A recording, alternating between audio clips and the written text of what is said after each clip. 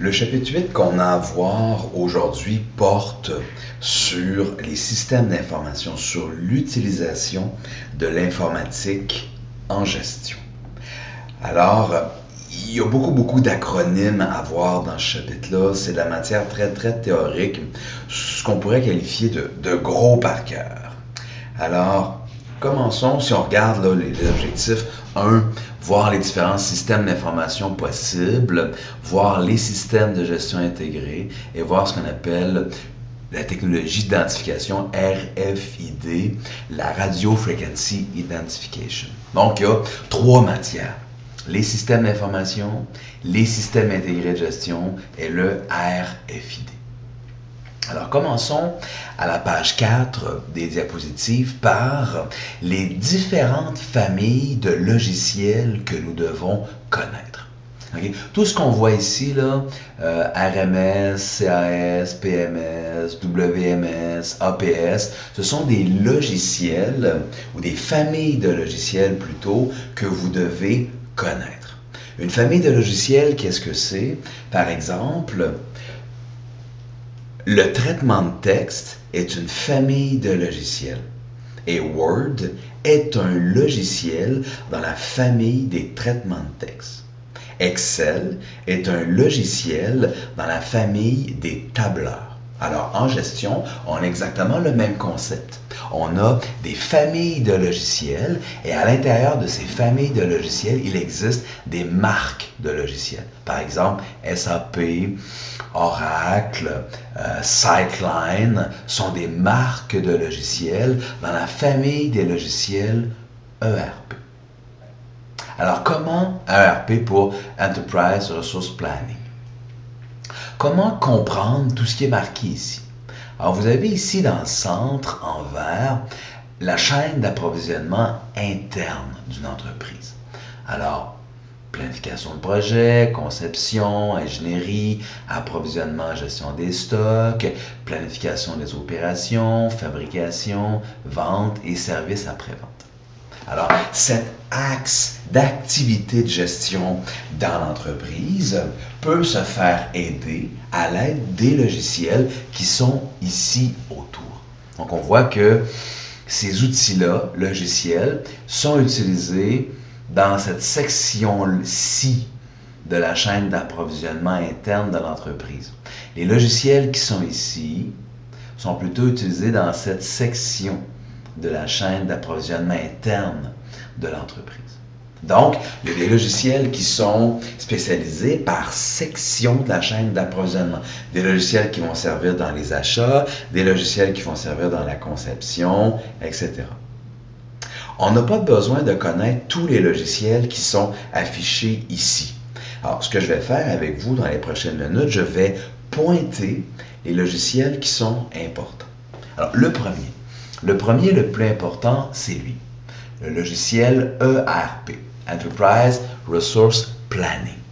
Le logiciel ERP, il gère l'ensemble de la chaîne d'approvisionnement interne de l'entreprise. Donc, il peut aider à la conception, il peut aider à l'approvisionnement, à la gestion des stocks, aux ventes, à la distribution, à la prise de commande, à la gestion des immobilisations. Le logiciel ERP, qu'on va voir un petit peu plus tard dans le cours d'aujourd'hui, gère dans le fond l'ensemble de l'entreprise. C'est pour ça que le logiciel ERP, qu'on appelle en français système intégré de gestion, des opérations, c'est peut-être un peu superflu, mais système intégré de gestion, SIG en français et ERP en anglais. C'est pour ça qu'il est tout le long de l'axe de la gestion de la gestion de la chaîne d'approvisionnement dans une entreprise. On va le voir un peu plus à fond tantôt, mais on se souvient que le système ERP ou le système SIG est utilisé pour gérer toute l'entreprise. Ça gère quoi un système ERP? Ça gère toute l'entreprise. C'est le seul qui gère l'ensemble des éléments d'une entreprise. Aujourd'hui, il n'y a pas beaucoup d'entreprises qui peuvent se passer de ce type de système-là. Il n'y a pas beaucoup d'entreprises qui peuvent se passer de logiciels puissants ou non, tout dépendant de la grosseur de l'entreprise, pour les aider à gérer. Okay. Alors, commençons du côté des clients. Du côté des clients, on a ce qu'on appelle le CRM. CRM pour Customer Relationship Management.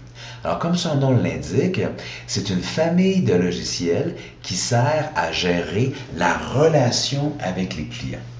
Gérer la relation avec les clients, ça veut dire quoi? Ça veut dire compiler les données des clients pour pouvoir en faire des analyses, pour savoir qu'est-ce que les clients pourraient vouloir comme produit dans le futur, ou juste pour faire le suivi des clients. Et par exemple, des organisations que vous connaissez bien, comme Revenu Québec ou comme l'Agence de revenus du Canada, sont des organisations qui possèdent des CRM et ils compilent des données sur vous. Chaque fois que quelqu'un de Revenu Québec vous appelle, l'appel est compilé par la personne à qui vous parlez.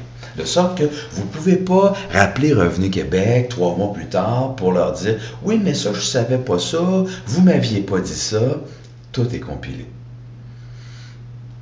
La personne chez Revenu Québec va dire « Non, non, non, monsieur, non, non, madame.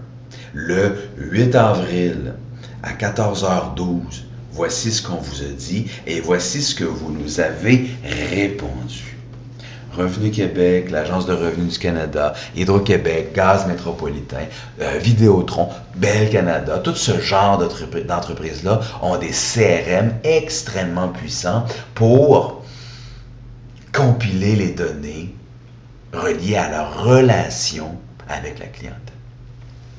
Toujours du côté du client, il y a ce qu'on appelle les TMS. TMS pour Transportation Management System ou les LMS, qui c'est Logistic Management System. Dans ce cadre-là, Transportation, ça veut dire la même chose que logistique. Alors un TMS, qui est le nom le plus usuel pour ce type de logiciel-là, c'est un logiciel qui va faire l'optimisation du transport. Là, remarquez que j'utilise un mot différent. Le CRM fait la gestion de la relation client. Ça compile les données, ça fait des analyses et ça peut nous aiguiller vers un nouveau produit qu'on pourrait offrir aux clients. Le TMS, c'est une coche de plus. Le TMS, c'est un outil d'optimisation. C'est-à-dire que ça va gérer les routes empruntées par les camions.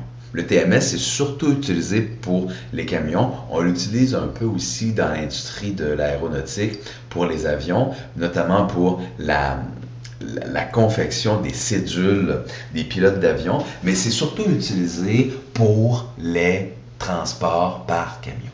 Alors, ça gère quoi? Bien, ça gère les routes avec des GPS directement connectés sur le logiciel qui communiquent avec le camion. On sait en tout temps où est rendu le camion sur le territoire. On sait quelle est la route la plus optimale que le camion devrait plutôt utiliser pour réduire, par exemple, la distance ou pour réduire le délai de livraison ou pour réduire la consommation d'essence. Donc, on parle de logiciels qui vont trouver une solution optimum. Contrairement au CRM, qui est un logiciel qui essentiellement compile des données et fait des analyses statistiques sans vraiment trouver de solution optimum. Tous les logiciels qu'on trouve autour ici sont des logiciels dits spécialisés. Alors, logiciel spécialisé, c'est pas toutes les entreprises qui ont besoin de ça. J'ai dit tantôt, Hydro-Québec, Revenu Québec ont un CRM, c'est certain. Alors, combien de clients possèdent Revenu Québec? Combien de clients possèdent Hydro-Québec? C'est énorme, là. Donc, eux, ils ont besoin d'un logiciel spécialisé juste pour faire ça. Ben, le TMS, pour le transport, c'est la même chose. Une entreprise qui va posséder un TMS est une entreprise qui a une flotte de camions. On ne parle pas de 1 ou 2 camions, on parle de plusieurs dizaines de camions à gérer en parallèle. Une entreprise comme ça a clairement besoin d'un TMS. Sinon, les autres, ils vont utiliser l'outil TMS à l'intérieur du système ERP. J'ai dit tantôt, le système ERP gère tout. Il gère donc le transport. Il gère donc la relation client. Alors pourquoi qu'un logiciel ERP qui gère le transport, pourquoi l'entreprise n'utiliserait pas ça? Pourquoi une entreprise va plutôt préférer acheter un logiciel spécialisé? Ben, c'est comme n'importe quoi. Les ERP sont des logiciels généralistes. C'est-à-dire qu'ils font tout, mais ils font rien parfaitement. Ils font rien d'une façon parfaitement puissante parce que ce sont des logiciels généralistes. Tandis que les logiciels spécialisés, comme les CRM ou les TMS, sont des outils extrêmement puissants pour faire des tâches très pointues.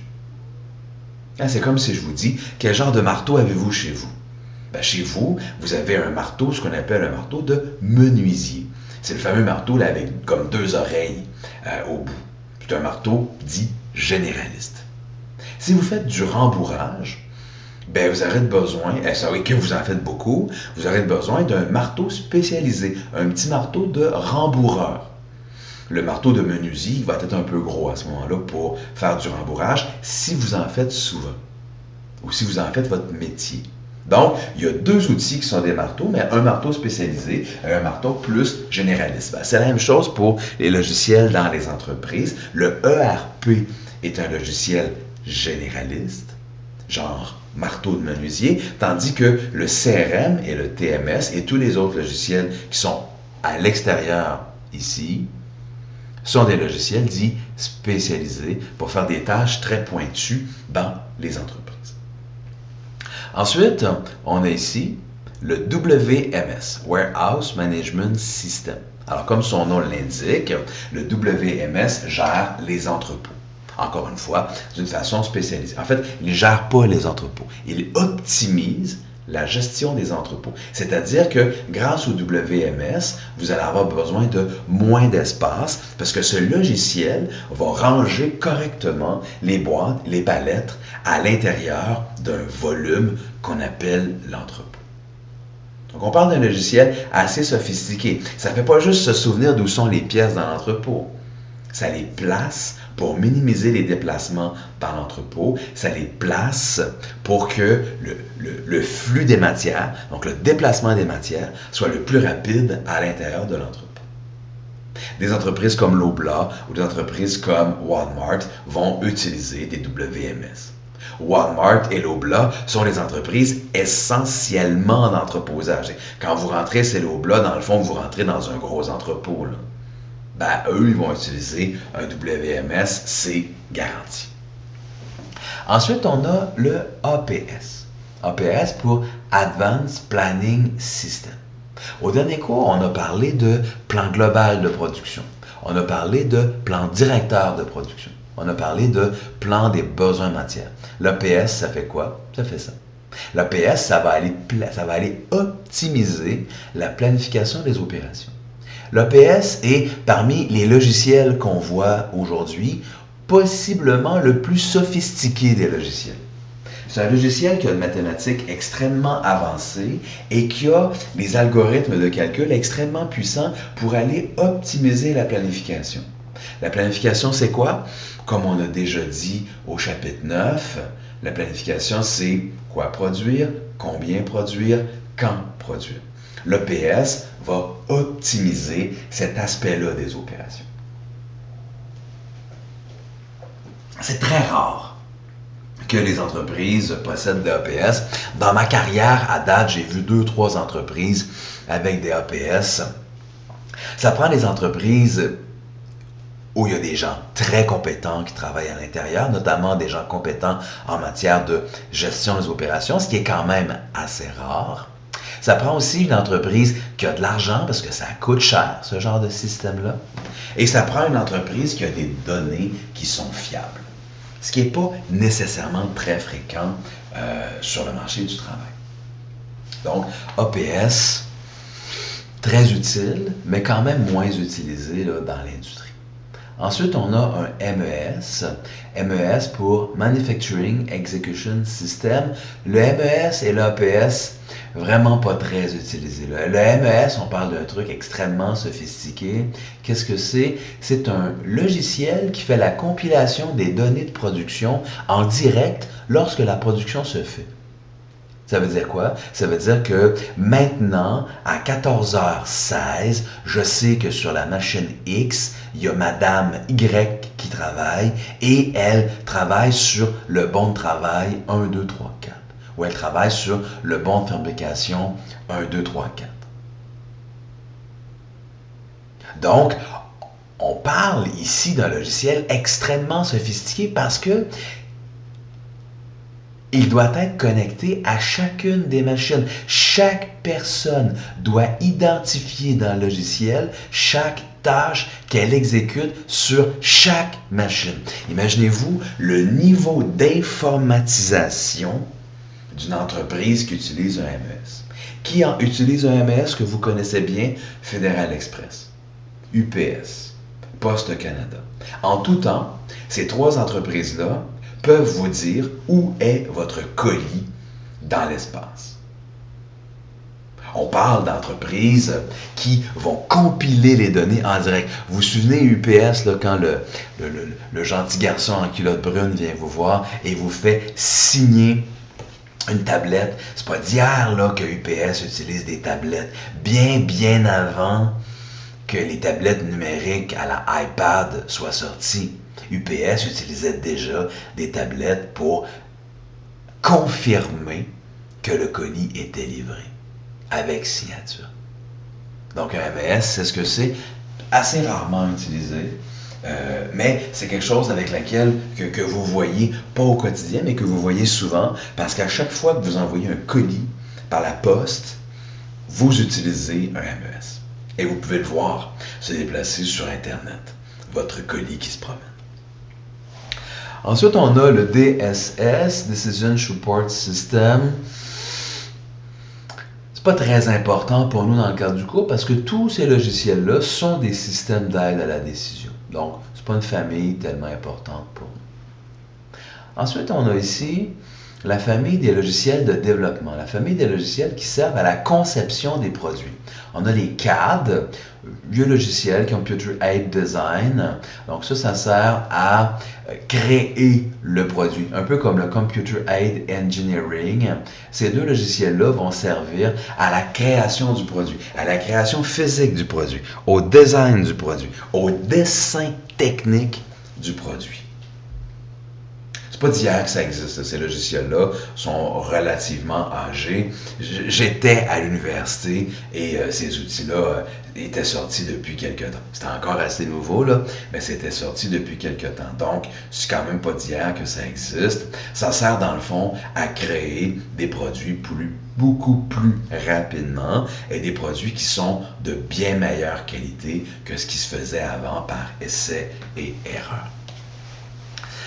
La majorité des entreprises, en fait, sinon toutes les entreprises aujourd'hui qui font de la conception de produits vont utiliser des outils de CAD ou des outils de CAE, Computer Aided Engineering, pour pouvoir accélérer la conception du produit et pour faire en sorte que le produit soit meilleur, tout simplement.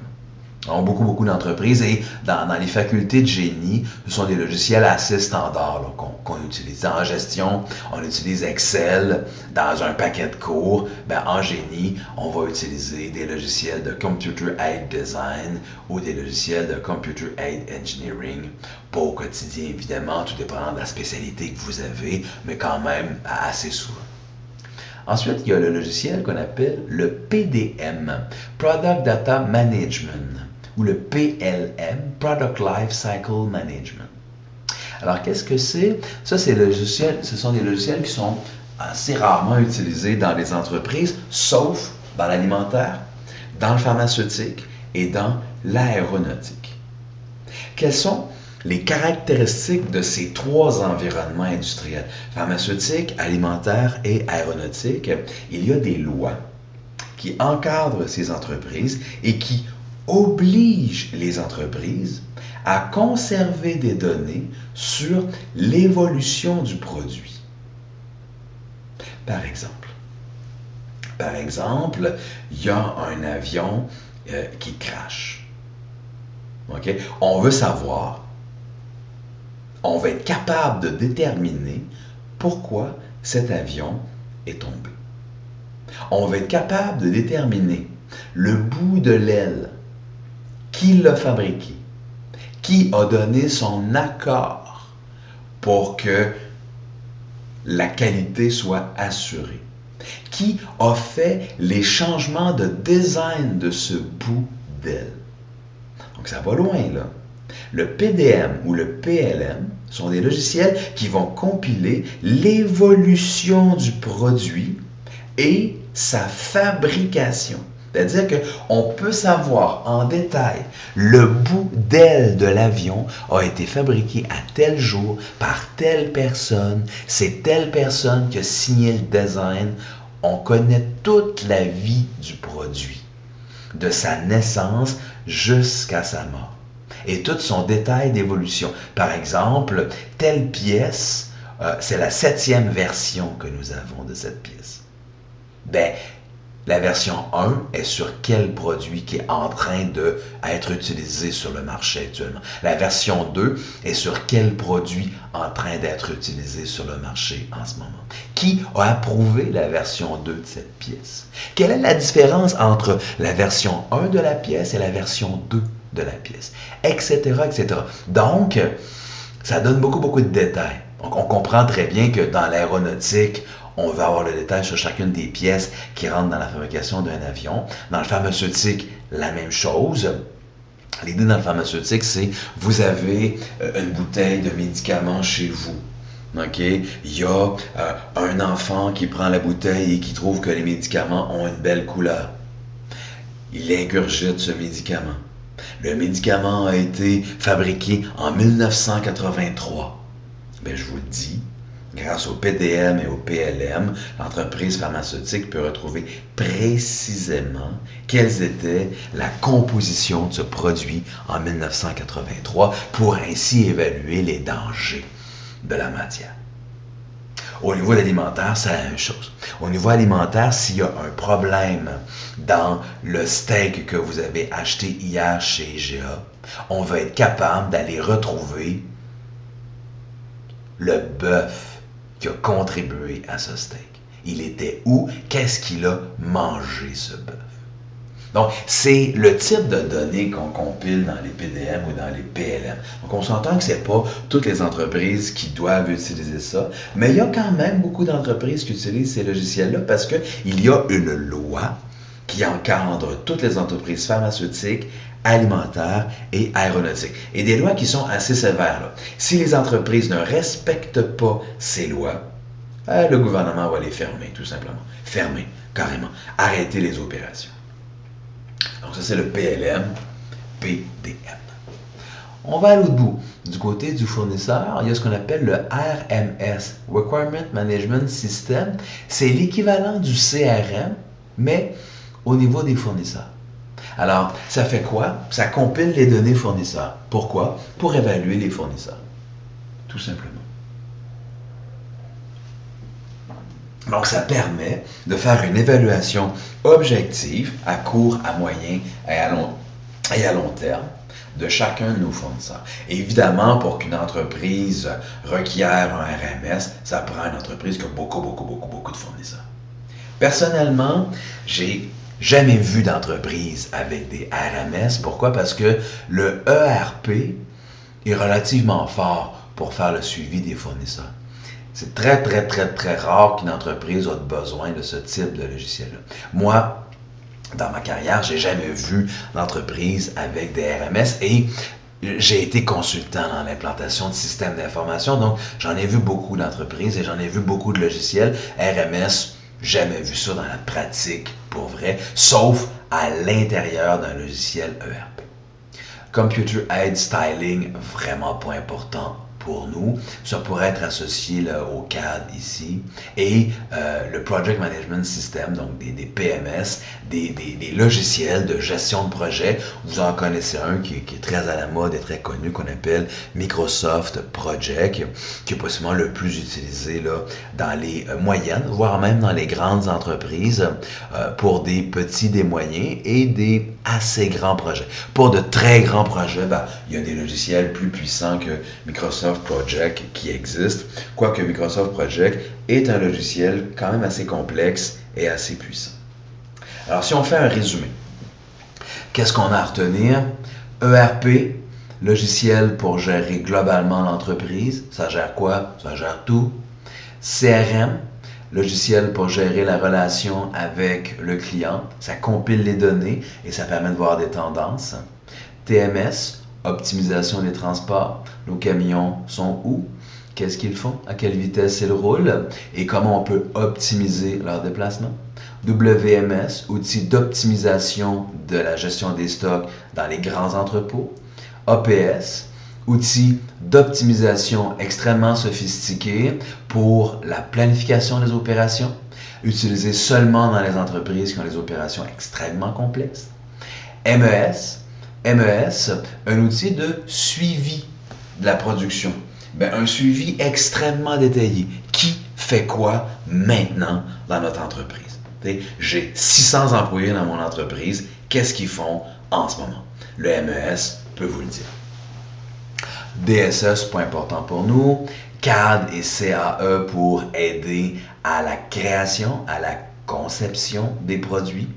PDM pour compiler les données de nos produits, les données des pièces qui constituent nos produits, les données de la matière qui constitue nos produits et les données de l'évolution de ces produits.